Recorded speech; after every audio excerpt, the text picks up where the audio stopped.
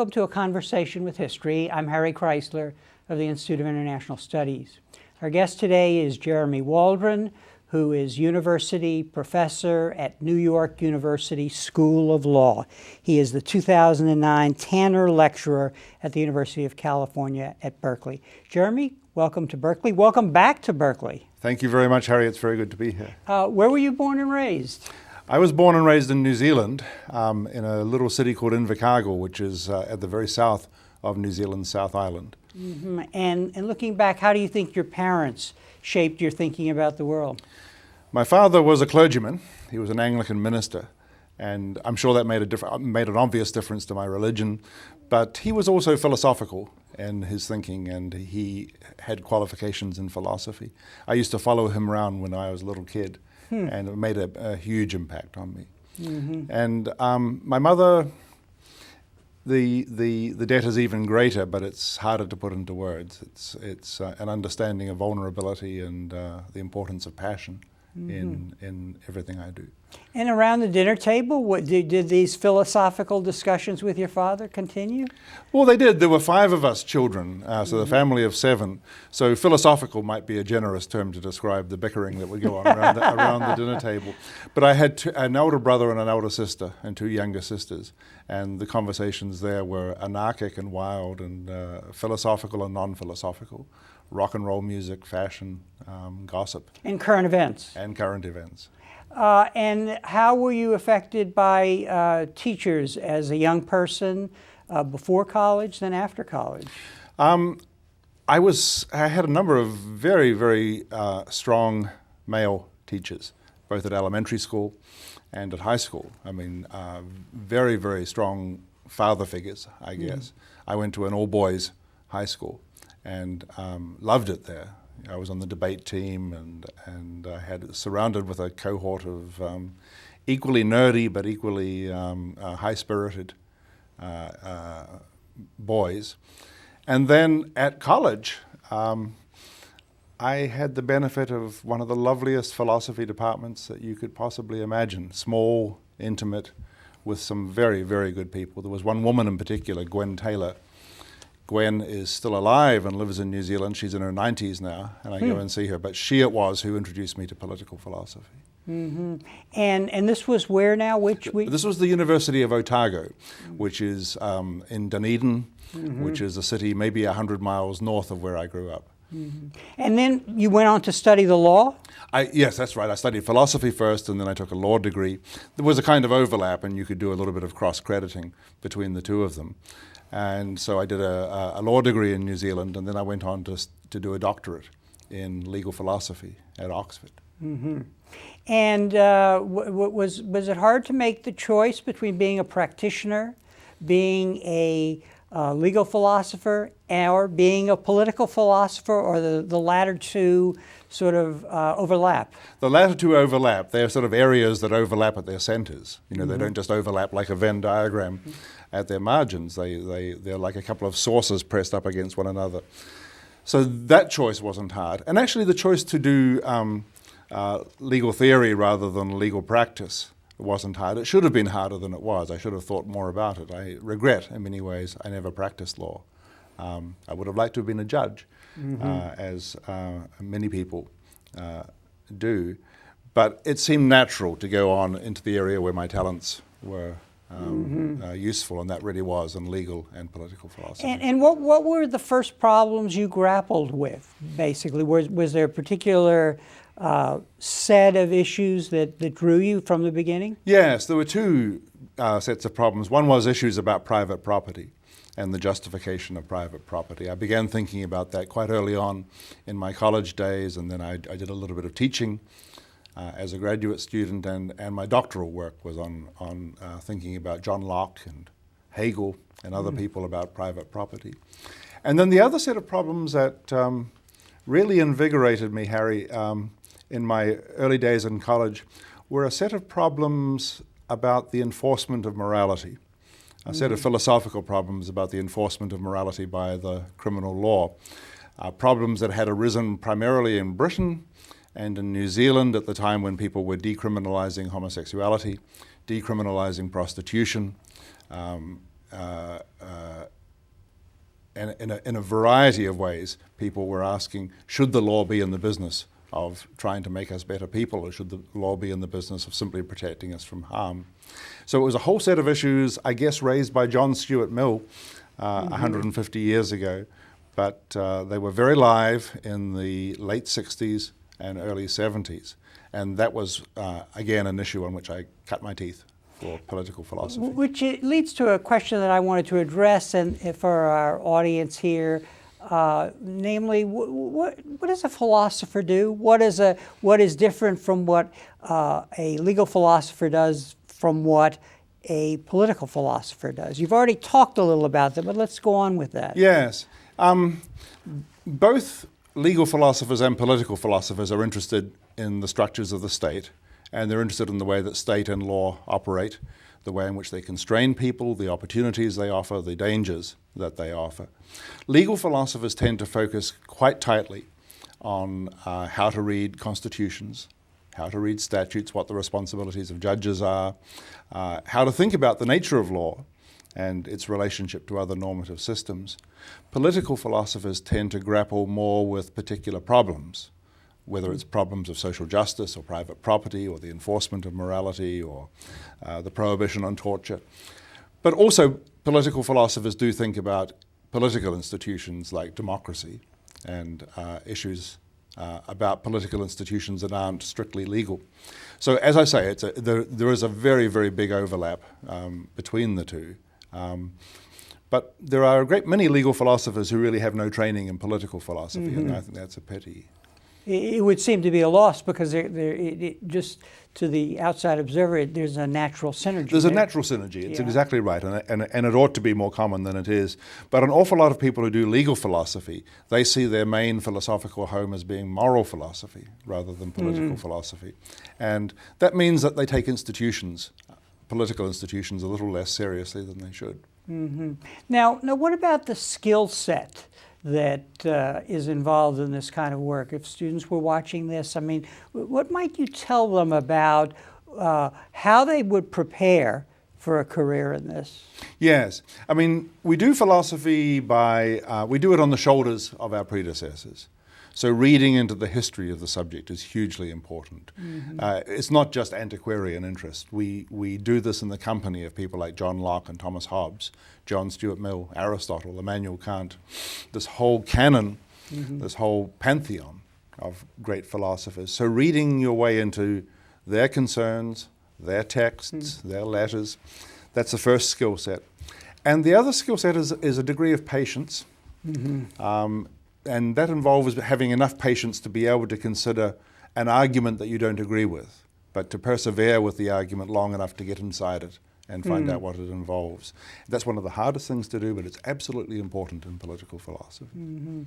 And is there, it seems, well, first, in terms of the academic preparation, it seems to be that one has to have a sense of history. Yes. And of the evolution of society. This came out very clearly in your lectures yesterday on dignity, which we'll talk about in a minute. So it's a broad-based set of knowledge. So it's not just that you know and can think about Locke and Mill, but also what they were coming out of and how that has changed. I believe that's right. Not everybody would say that that was important for political philosophy. I mean, again, I think you and I would agree that this is tremendously important, as you say, not just to read the texts as though they were written yesterday, but to understand the differences and the movements of history that frame the problems that we deal with. Now, you earlier when you were talking about how you got interested in morality and the law, you seem to be suggesting that in a way the problems that you focus on you come to because of the times you're living in. Yes. And what's going on and such. Just talk about that, because that's very important, because in essence it's thinking about big problems with reference to the past, but also very strongly reference to the present and clarifying what the thinking should be or might be or alternatives. That's right. You certainly come to these issues through the problems that you read in the newspapers, the legislation that's being proposed, the cases that are going through the courts, the controversies that are flaring up in politics.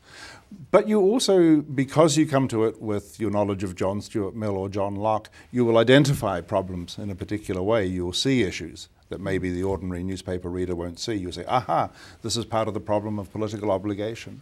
Or you'll say, oh, this is a problem of the harm principle. Or this is an issue of dignity. And your reading into the history of the subject enables you to identify, label, and relate issues to one another in a distinctive way. And it seems that we have a greater vacuum in this regard. I don't mean in the academic departments of philosophy, but we seem to have lost the public intellectuals in the way we had them before. Is that fair? What I'm getting at is not a critique of philosophy, but a critique of public discourse as we respond to events. Yes, I wouldn't have said that myself. I think we've always had some people who work purely within the academy, even in political philosophy. Some people who work more flamboyantly outside the academy. So, for example, a man to whom I owe a great intellectual debt, Ronald Dworkin. He was my doctoral supervisor at Oxford and is now my colleague at NYU. He's the sort of the essence of a public intellectual. He writes books and articles and law reviews and for university presses, but he also engages with great issues, particularly about the Supreme Court and great issues of rights in the New York Review of Books and in the newspapers. And there are a number of people like that who have a major presence. So I don't think that we are bereft of public intellectuals in this way. It is certainly true that there are a number of people who are in political philosophy and don't speak out on public issues. There's a division of labor. Everybody finds their comfort level and their talents take them to a particular post in this division of labor. I guess what I was implying is I'm thinking about the cultural debasement, which seems to lead to a situation where there isn't sufficient recognition of people who are out there. That's probably right, and what we call public intellectuals are probably writing for a very small audience, and in that sense there is some cultural debasement. What about creativity? You're dealing with a problem, you're looking back, you're influenced by the present, you're trying to clarify. When does the light bulb go off? Is there a general statement, or does the light bulb go off in different ways with different problems? The light bulb goes off in different ways with different problems, and you wait for it to go off and on, and you hope it will continue to come on in various ways. But again, it's a matter of patience. You work your way into a problem, you begin to make a little bit of progress on various fronts, and then gradually you can see the big picture. And you can begin to see a new way of stating the importance of an issue or articulating some principle that hadn't been clearly articulated before, or giving an account of the trajectory of some change that may not have been noticed before. Now, your Tanner lectures on the Berkeley campus have focused on the problem of dignity, and I thought it might be useful to talk about what you said, walk you through that issue, and then maybe refer back to some of the things that we've just talked about. So dignity, how do you come to that topic? Why is it important? Right. There's two questions. One is why is it important, and why did I get interested in it?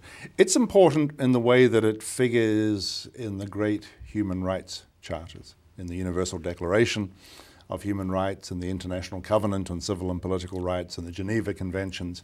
Dignity is all over the place. It's cited as a ground of rights, and it's cited as something that we have a right to. And so it certainly is presenting itself as though it were maybe not the be-all or an end-all, but certainly a very, very important principle or value. I came at it, Harry, through some work I had done on torture and on inhuman and degrading treatment of detainees, which is an issue that many of us found to our shame that we had to be working on over the last 5 or 6 years. And although some of that work was public intellectual work on things that mattered greatly in this country. There was a need for a great deal of background work as well to try and get some background intellectual understanding of the values that might have to be invoked if we were to talk intelligently and properly about abuses of this sort. And it's interesting because we're talking now at a time when the torture memos have come out, made public, that were written during the administration of President Bush, and so you're in focusing on this topic, you're helping us clear the brush in a way to give us a grounding, in addressing this problem. I think that's right. I mean, what I haven't done in the Tanner lectures is say very much about the torture issue. Yeah. I tried to speak in more general terms and often in more upbeat, optimistic terms about what dignity is, rather than dignity being taken away. But the concerns about the torture memos are of course vividly in my mind, and I imagine in the mind of many people in the audience. The important thing is exactly what you say. It's important to grapple with the deep values that are in the background here. We do think that one of the things about torture is that it is a staggering denial of human dignity. And we need to understand that that's not rhetoric. It's not just rhetoric. It's attempting to communicate a substantial idea. So what I'm trying to do is to say in a reasonably upbeat way what that idea may be and how it's related to other things we care about. And I'm going to ask you about that in 1 second, but I think it's worth making the point that when, as the American public has been reading the memos this week, this interview is taking place in late April, you in reading them, you're repulsed. I mean, you don't have to have read any philosophical treatises. Just as a human being, you intuitively have a sense of dignity and what it is and what has happened here. So, but it's quite interesting as I listen to your lectures, and we're going to talk about this now. Well, where does that sense of dignity come from? So what is dignity as you begin this inquiry? Help us, give us an understanding of what it is, just in a few words. Yes, I think dignity, human dignity, is a status that we now accord to every man, woman, and child. Dignity used to be a status reserved for high nobles, high functionaries of the state, bishops, professors, statesmen, and so on. But it's now it's still a high-ranking status, but it's a high-ranking status that we accord to everybody. It indicates that the person has certain rights, that they can stand up for themselves, that they are to be treated as worthy of respect, and that they are to be given deference and precedence. They are to be given some degree of authority in their life decisions and in the account that they give of what they're doing. So it's a way of insisting, talk of human dignity is a way of insisting that each person is to be taken seriously. Each person is to be taken seriously as though they were a very important person, not just a commoner who can be brushed aside or as somebody of no consequence. So dignity is a way of insisting that we all hold a quite high rank in society and we're entitled to respect on that basis. And it has to do with how we're treated. It always has to do with how we bear ourselves, how we stand up for ourselves. And it ultimately has to do with how we enjoy our rights and exercise them responsibly. Now, what you call a transvaluation, I think, namely when we move from seeing the king in this way to seeing every man that way, these ideas in a way bubble out over time through changes in society, right? That's I mean, so what we're witnessing is the emergence of a concept that reflects the changing power structure and the changing nature of Western society over time. Yes, that's very true. I mean, societies have obviously become less aristocratic, less hierarchical, more democratic in their organization, certainly true of the United States. I don't mean more equal economically, but more equal in terms of status. And so there are changes of that sort, which are very important. But there are also changes, Harry, in the moral imagination and in how people think of themselves and how they think of others. And as my commentators, I've had the good fortune to have 3 very good commentators for these 10 lectures, as they have reminded me, the moral imagination does wonderfully complicated, ambiguous things with the idea of dignity. Sometimes it makes fun of the dignity of princes. Sometimes it makes fun of the pretensions of the common man to have the dignity of a prince or a duke. Sometimes it uses notes of pathos and irony to suggest that the dignity of the common man is actually higher than the dignity of the noble lord. And so it's not just changes in power and changes in hierarchy, it's also changes in imagination, in literature, in the all the various ways in which we think aloud to each other about our relations with one another. And so you can then look to things like the Judeo-Christian culture as introducing the idea, or the Romantic poets, I think you mentioned in That's your, right. That's right. Yes. There always was a tension between an idea of human dignity that was associated with simply our being created in the image of God in the Judeo-Christian tradition, and the idea of dignitas attaching to particular offices and ranks, for example, in the Roman Republic. And those 2 streams were in rather uneasy relationship with one another. What I see happening by the middle of the 20th century is not that one of those prevailed and the other withered away, but rather the strand that emphasized everybody being created in the image of God also took on some of the sense of rank and hierarchy, but only now generalized rank and hierarchy. As you do this exploration and tease out this story, it's very clear, or let me assert, and you question what I'm saying, that there is an element of idealism in what you're doing, and so one has to step back and say, well, he's not saying it's always that way. You are merely saying that it's an idea that is emerging over time, and that actually may be a touchstone to see where we could even get better in the future. That is certainly true. It's exploring an ideal. It's exploring the shape of an ideal. Yeah.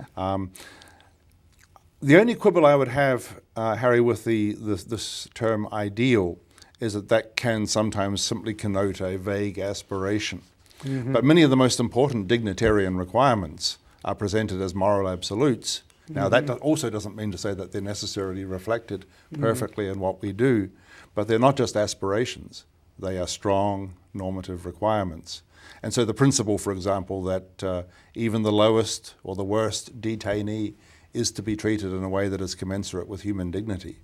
That's an ideal, but it's not just an aspiration. It's supposed to be a requirement that people should be punished if they don't live up to.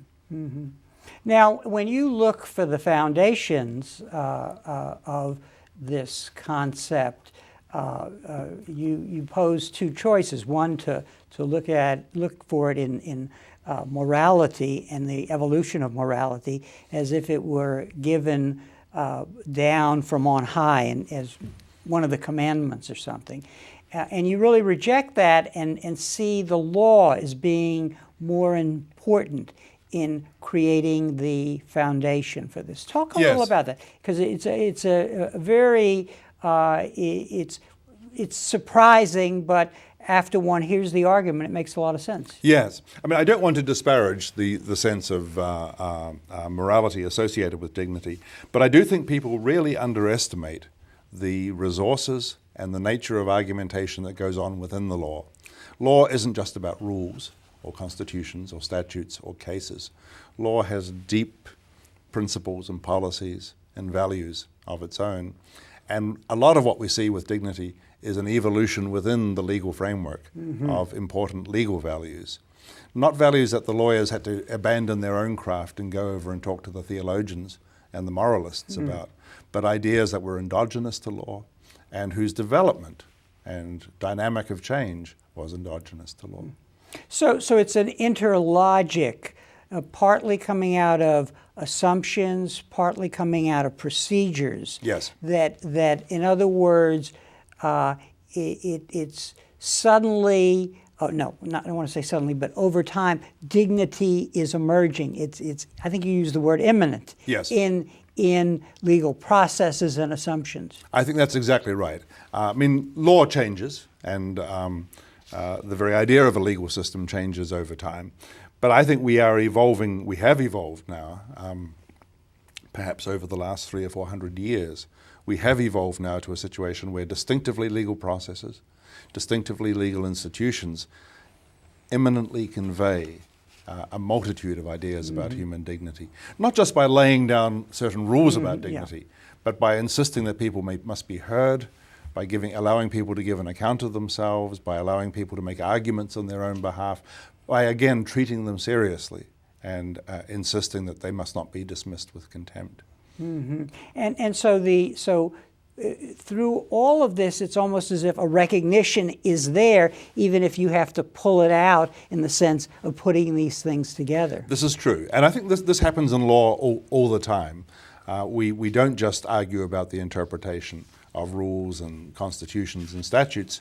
We also try to recognize deeper principles, see important normative patterns in the law that may not be visible to the first glance, but require you to dive deep into the resources of the legal system and make connections that wouldn't be superficially evident.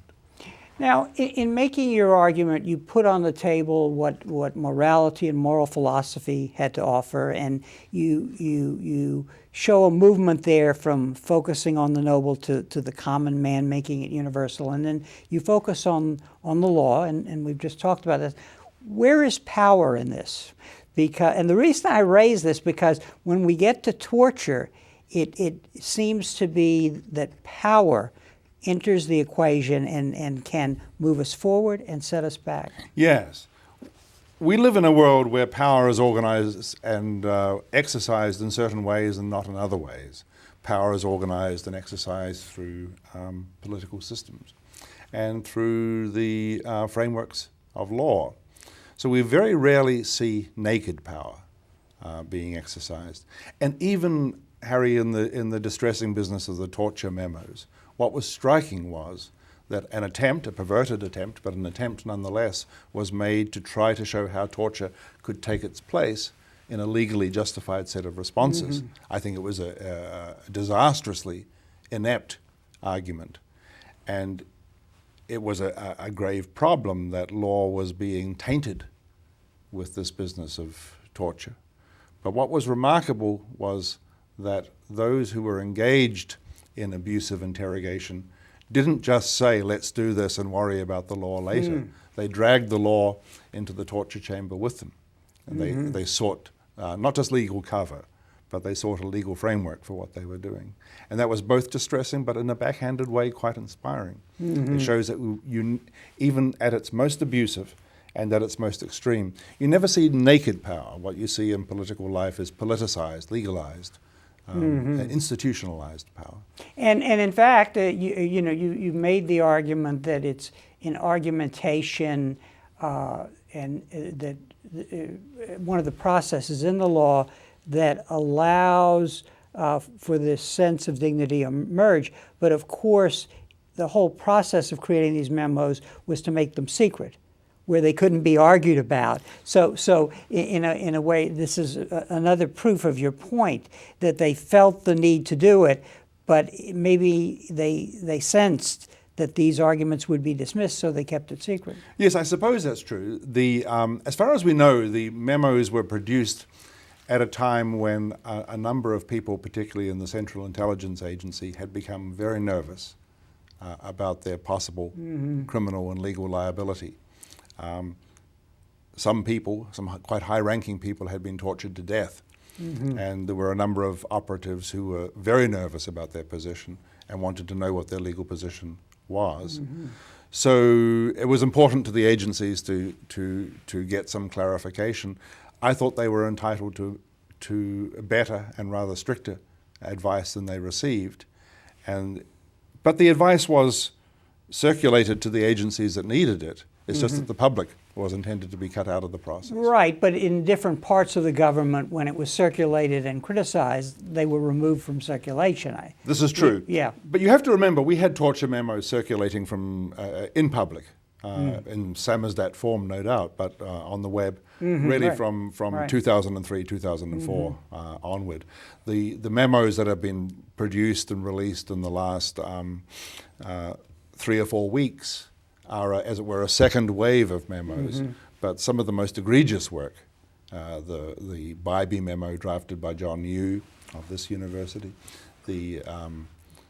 some of the other torture memos were reasonably common knowledge to those who were prepared to look for them, certainly by late 2004. Now, this raises an interesting question. You've worked a lot. You have a book on liberal rights. You've thought a great deal about the rights that have emerged from our tradition. You're obviously working now on dignity, and it's this problem that terrorism poses. In looking at the torture memos, we're looking at the mistaken response to terrorism. Yes. But terrorism itself is a problem because it seems to want to fight in a way that undermines many of the central features of what has become this tradition that we believe in. Talk a little about that, Sure. because it's a new kind of adversary Indeed. that challenges us in our commitment to the values that we have adopted. Right. So let's put it this way. In armed conflict, in warfare, there is often some falling short of international law standards by armies and armed forces of all sorts.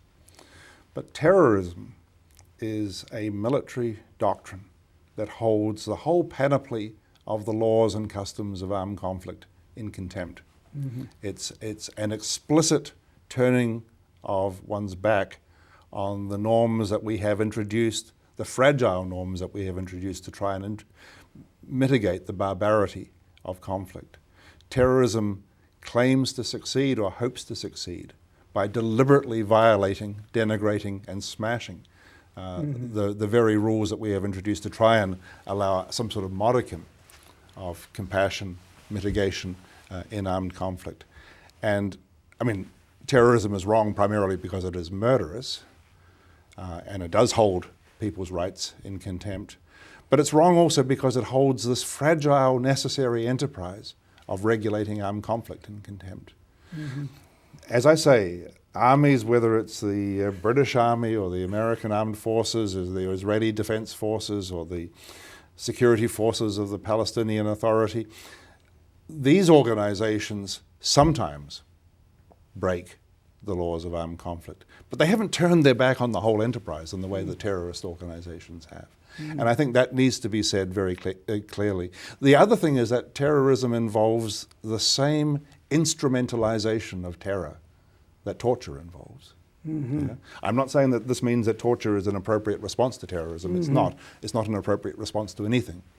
But nevertheless, by understanding what's wrong with torture, we can also understand what's wrong with terrorism. Now, I guess what then would be the way we should look at an appropriate response to terrorism? I mean, clearly we're learning the many mistakes that were made, how in a way the Bush memo suggests a course that takes a liberal society and makes it like the other, who you've just described quite adequately. How should we think about that? Because I think one of the agenda that President Obama is trying to set is to say, well, we don't do this. So help us understand what is an appropriate response. Right. I think the first thing to do is to distinguish the particular evil of terrorism from some things that are often confused with it. Namely, for example, insurgent movements, irregular forces. I mean, the Taliban, for example, is a strong, dangerous insurgent movement. It often engages in terrorism. It certainly gives shelter to terrorist organizations. But its position in Afghanistan, and to a certain extent its position in Pakistan, is that of a particular fanatical insurgent movement. So it's very important, I think, to distinguish between how we wage war against irregular forces in that sort of struggle, and how we deal with the suicide bombers, the Al-Qaedas, the 9/11 terrorists who are engaged directly in terrorism properly so-called. I don't doubt that it is necessary to fight both battles, but dealing with the people who are going to plant bombs in public places is somewhat different from just engaging in the irregular warfare in Afghanistan and Pakistan. And what emerges as we think back about the last 8 years is really a lack of clarity on the part of the Bush administration as to who the adversary was, confusing national liberation movements with global terrorists who are of the Al-Qaeda brand. Yes, I think that's right. And I think it comes back to this ambiguity between irregular warfare and terrorism. When I say that terrorism turns its back on the laws and customs of armed conflict, I have in mind primarily the norm that says you are not to attack civilians, right? So when resistance forces, insurgent forces in Iraq or Afghanistan attack a platoon of American soldiers, it's very bad and it's shameful and it's something that they shouldn't be done. But that's not turning one's back on the laws of armed conflict. That's attacking soldiers in a neo-military situation. Terrorism, that's not terrorism. Terrorism is this other thing of deliberately attacking civilians in order to sow a certain amount of panic. So these distinctions are important. Still doesn't tell you how to answer the question that you pose, which is how do you deal with terrorism? And I think you try to do the law enforcement path as far as you can. You try to avoid making things worse. Sometimes people think something must be done, even if it makes things worse. We must respond. And it's the beginning of wisdom to realize that sometimes all you can do is avoid making things worse. I think this might be useful to talk a little back again about power, because the norms we're talking about, especially dignity, emerge both out of international covenants and out of national laws. Yes. Basically. And one of the interesting things about the Bush administration was it's starting with the assumption that all international law could be put aside, almost all international, much of what had become part of the international law of covenants, treatment of prisoners of war, and so on. What I want to ask about is the fragility of the basis of the concepts that should guide us as we approach this new problem. Yes, yes. I think that a fragility in international law has been exposed in this period. One of the interesting things is the way in which international law operates. It very seldom tries to do all the work by itself. What it usually does is it works hand in hand with national law. So, for example, we have the Convention on Torture, to which this country, along with lots of other countries, is a signatory. That's a treaty, multilateral treaty, and has a status of international law. But that treaty requires the signatories to pass anti-torture legislation. So we have an anti-torture statute, and that's American law. And so we work with two layers all the time. And international law does that all the time, not just on human rights treaties, but it does it on civil aviation treaties and postal conventions and so on. You have one layer where you have the international law provisions, and then you have a layer below that where the various national legal systems try to echo each other and echo the international law provision. And at its best, that's how international law works, rather than, it's rather like we have the human rights conventions, but we also have our own constitution. And our own constitution does, in its way, much of what the international human rights conventions try to do in their way. So that we have a phrase for that. It's one of the ugliest phrases in political philosophy, but it's called dual positivization, two levels of positivization. We positivize the law at the international level, and we try to positivize the same law at the national level.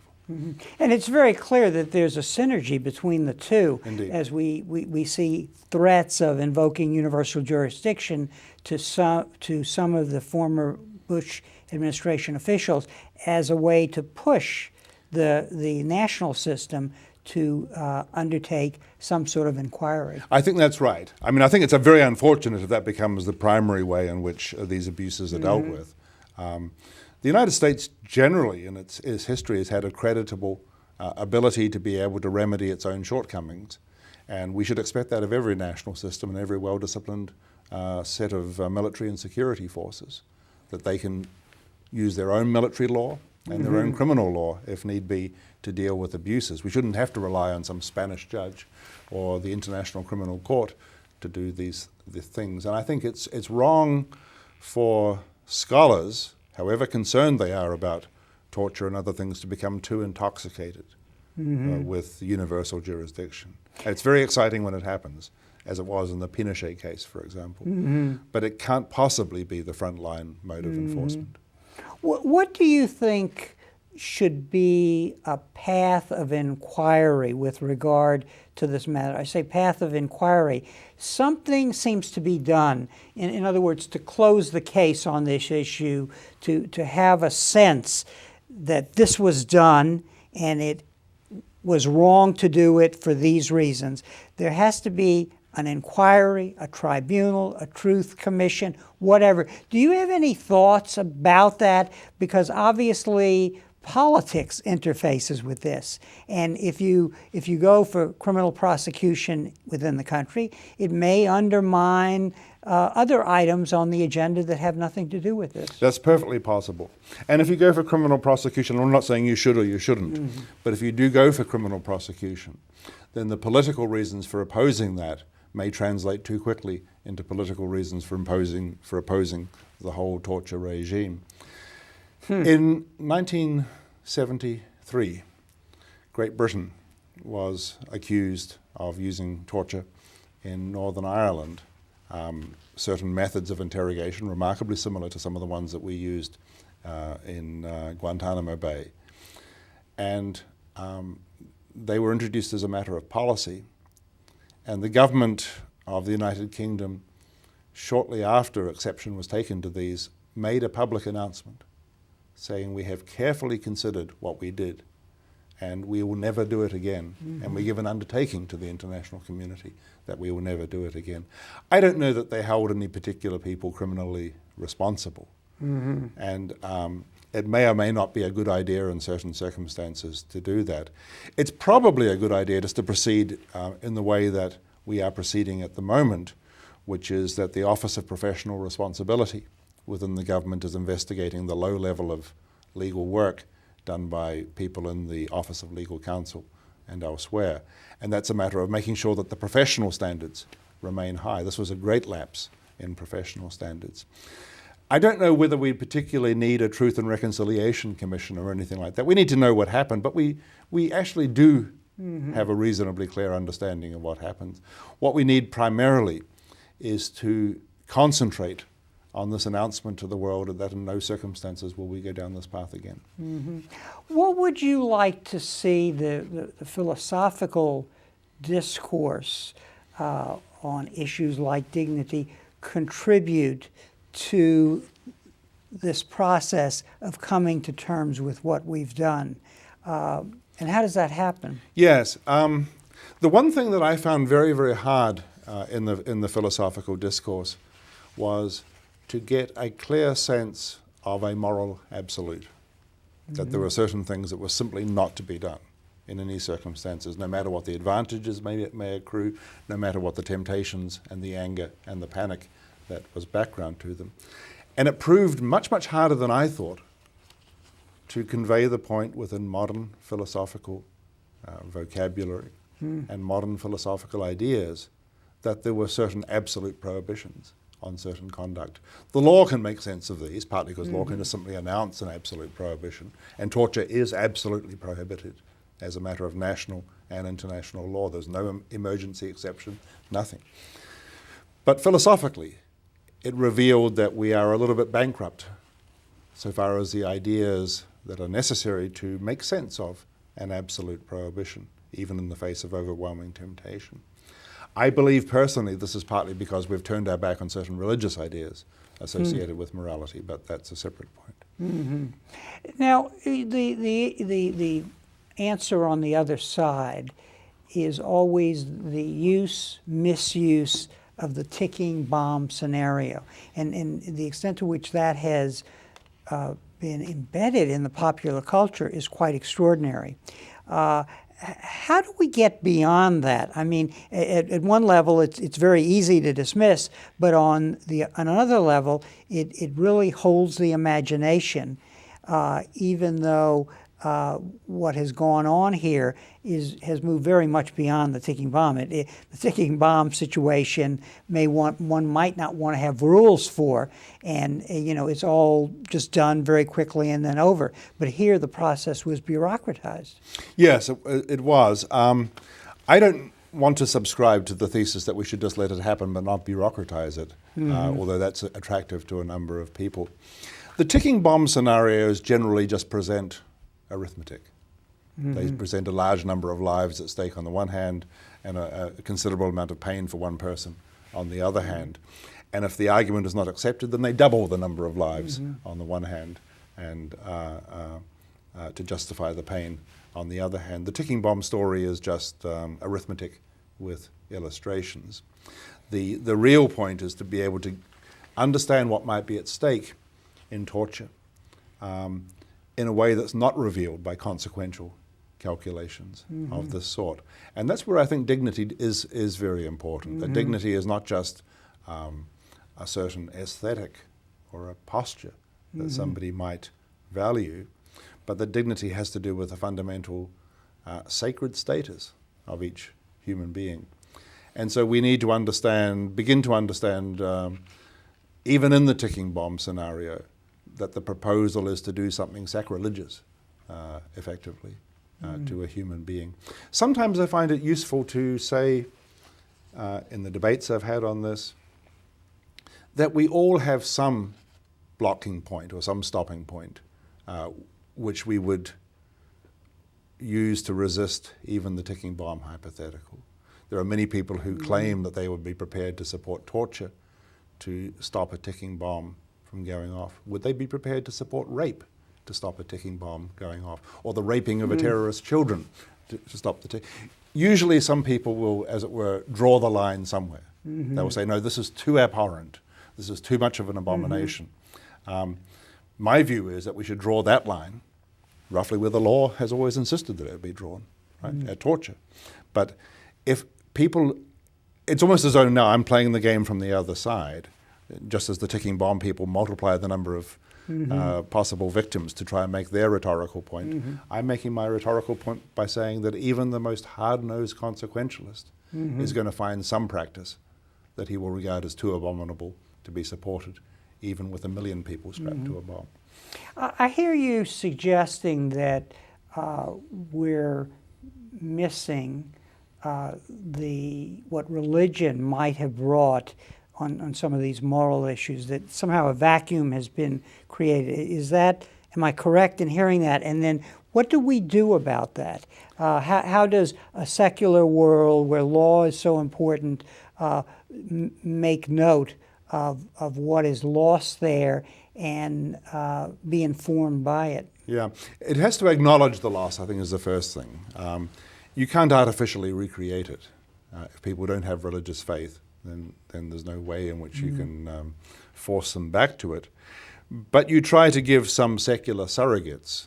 I mean, I believe myself that torture is a sort of a way in which the demonic enters human affairs. But you can give a sort of a secular account of that. I believe that the security that might be sustained by torture is a security not worth having, and we should be disgraced rather than enjoy it. And I think we can state that idea in secular terms. I believe that there are some things worse than death or the threat of death. And that sometimes the response to a ticking bomb scenario is, then we should be prepared to die rather than to do this. It's easier to say that from a religious point of view, but it's not wholly unimaginable from a secular point of view. So the hardest thing to convey is this sense that there is something ontologically sacred about the human individual, yeah? And that no matter what the temptation, or no matter how bad the human individual, there is some respect still owing. And this is not an argument against punishing terrorists. It's not even an argument against executing terrorists. It's insisting, nevertheless, that you must be prepared to proceed with the recognition that the person that you are proposing to try and punish, to apprehend and to stop, to interdict and perhaps to kill, is nevertheless a child of God like everybody else. Do you, one final question, do you, as somebody who's worked on thinking through the rights and liberties that are part of our tradition, do you feel that we're going to have to do careful thinking in the future as we respond to this security threat that we've been talking about, that we're going to have to make adjustments, and will we have to bring the same kind of thought process that we brought to this torture issue to other issues such as freedom of the press, free speech, and so on? It's conceivable, Harry. I don't think we can rule it out. We shouldn't assume that any given set of rights or any given set of the way in which rights have been calibrated in the past is guaranteed to be suitable for the future, or even that we have gotten it right. There are a number of issues where we still argue, should hate speech be prohibited, or does free speech protection preclude that, for example? And those are cases where we are not yet sure that we've got it right about rights. Some of those issues are background and enduring, some of them are circumstantial. So I don't want to rule anything out, but it matters enormously that when we think about adjusting rights or adjusting our understanding of rights in the light of new threats to security, that we must understand that it is rights that we're adjusting. And that's not a small thing. These are very, very serious constraints designed to do a very serious job, and they're not supposed to be simply responsive to issues of social convenience. And they are supposed to be informed by a logic of equality and by these ideas of dignity and respect. And we must take care, even when we're juggling them and recalibrating them for a more dangerous world, that we bear in mind that these are the primary ways in which we protect human dignity. Well, on that note, Jeremy, I want to thank you very much for coming on our program, coming back to the campus and delivering the 10 lectures. Thank you. It's a delight to be here, Harry. Thank you very much. And thank you very much for joining us for this conversation with history.